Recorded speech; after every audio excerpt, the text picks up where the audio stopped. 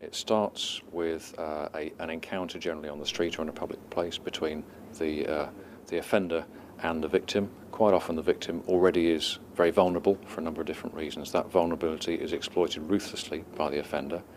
Quite often they will develop a relationship as if they were a boyfriend, and that very rapidly turns into something else. And tragically, quite often it turns into a situation where the girls, and these tend to be girl victims, are sexually exploited by groups of men who are associated with the person they met first. So this is a horrific form of offending with all kinds of often lifelong effects on the victims, and it needs to be addressed. The research work that was done on this suggested that roughly 2/3 of safeguarding children's boards don't appear to have the processes in place that the national guidance says they should have to tackle this particular issue.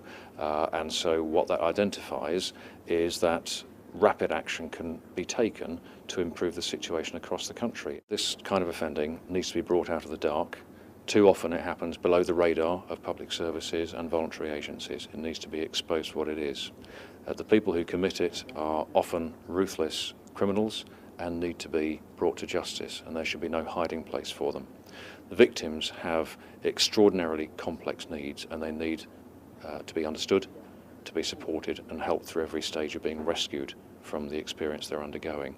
And finally, for the agencies involved in protecting children, including the police, including children's services, under the banner of local safeguarding children's boards, people just have to work together to get this done, because one agency working on their own won't do it.